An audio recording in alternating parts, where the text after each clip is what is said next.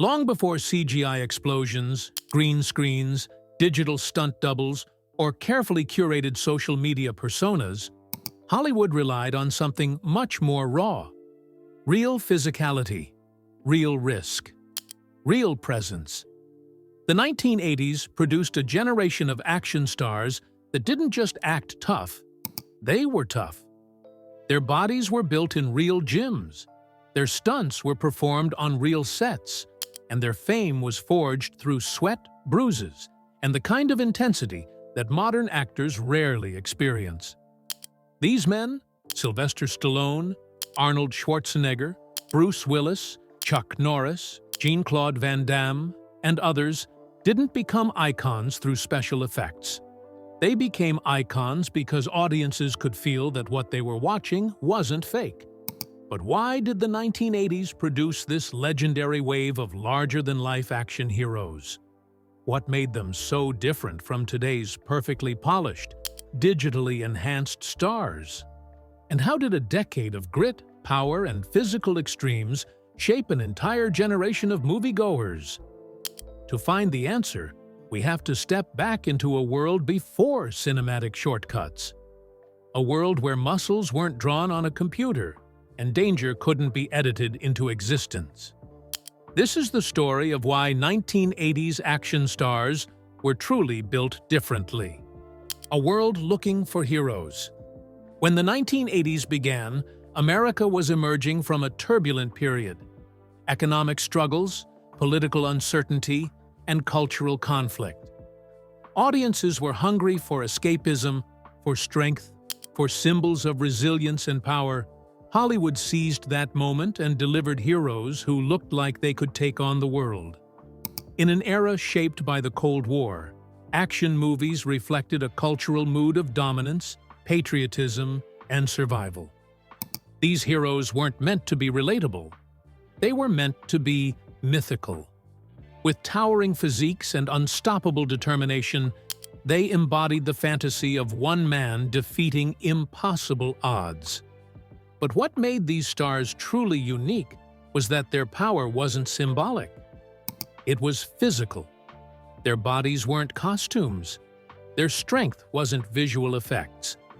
It was the result of years of discipline, bodybuilding, martial arts, military training, and relentless conditioning.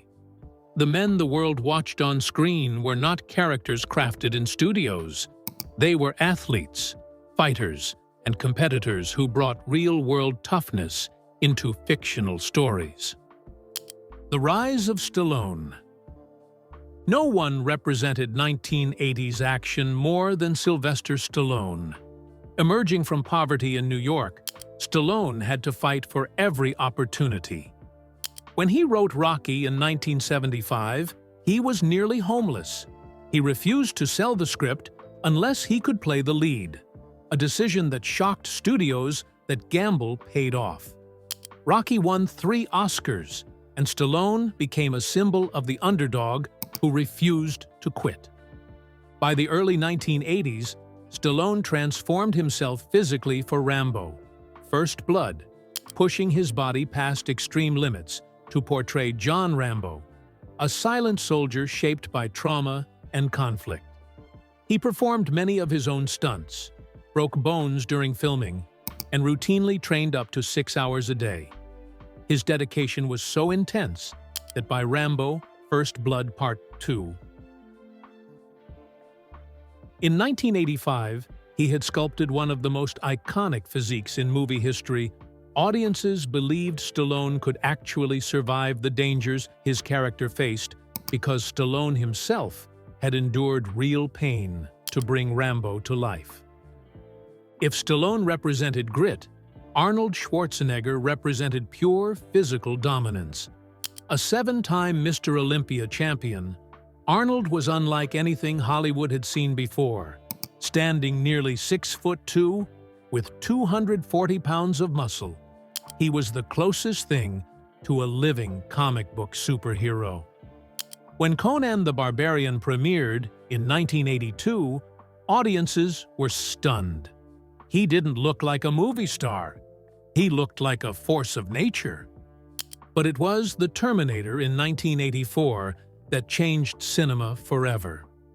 Arnold's robotic, relentless performance proved that physical presence could tell a story as powerfully as dialogue. His body wasn't decoration, it was narrative. Directors knew that casting Arnold meant the action didn't need exaggeration. His size, his posture, his movement conveyed danger without a single special effect. He trained obsessively, even after retiring from bodybuilding, and performed many of his action scenes himself. And like Stallone, he controlled every detail of his public image.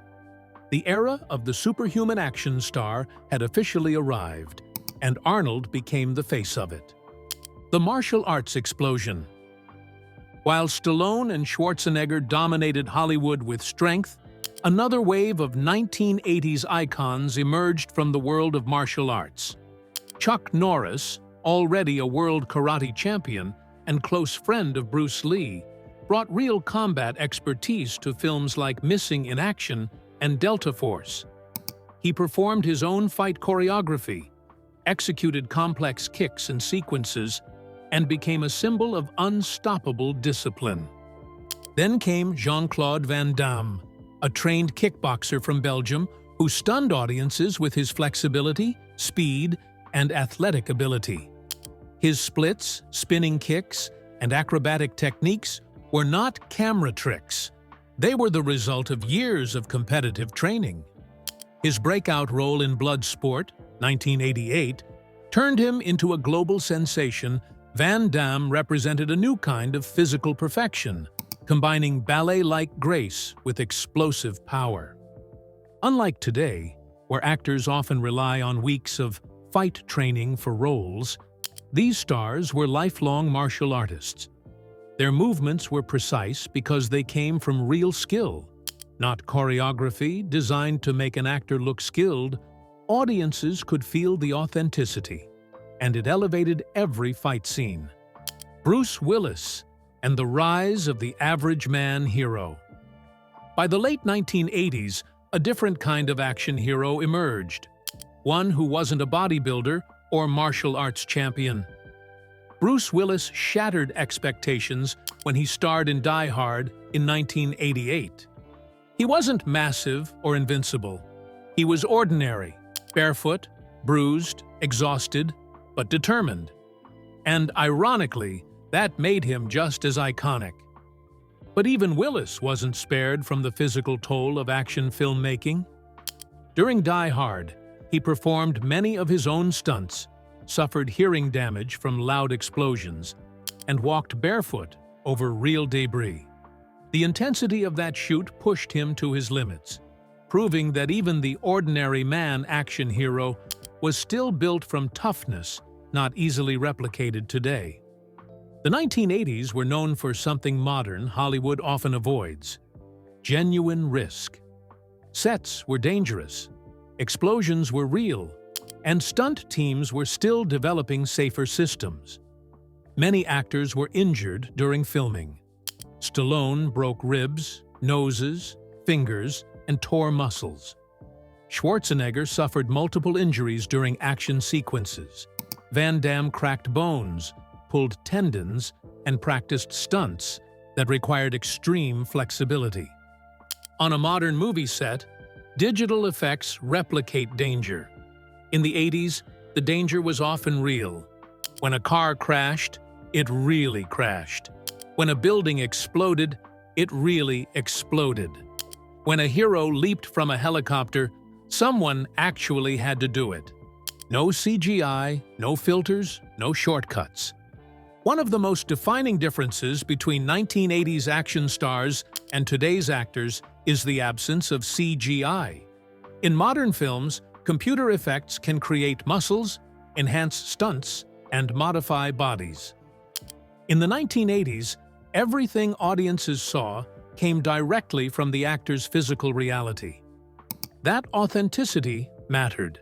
It created a bond between audience and performer. Viewers knew Stallone's punches were powerful not because of special effects, but because Stallone trained like a real fighter. They knew Van Damme could deliver a perfect spinning kick because he performed it on camera without trick editing. Training like athletes, performing like machines. The training regimens of 1980s action stars rivaled those of professional athletes. They lifted heavy, trained martial arts daily, followed strict diets, and honed their craft with discipline that bordered on obsession. Their bodies weren't built for aesthetics alone. They were built for performance. To jump, to fight, to withstand grueling shoots lasting 14 hours a day. This physicality became part of the narrative. Audiences didn't just watch these men play heroes. They believed these men were heroes. The 1980s action star was a product of unique cultural circumstances. Cold War anxiety, the rise of blockbuster filmmaking, a fascination with masculinity, and a lack of digital shortcuts. These elements combined to create a decade where muscle meant power, grit meant heroism, and toughness meant popularity. Today, action movies rely on digital enhancements and visual effects that make physical limitations irrelevant. Modern stars often spend weeks preparing for roles that 1980s icons spent lifetimes training for, while today's actors have talent and charisma. The environment no longer requires the same level of physical commitment. The era that created true titans is gone forever.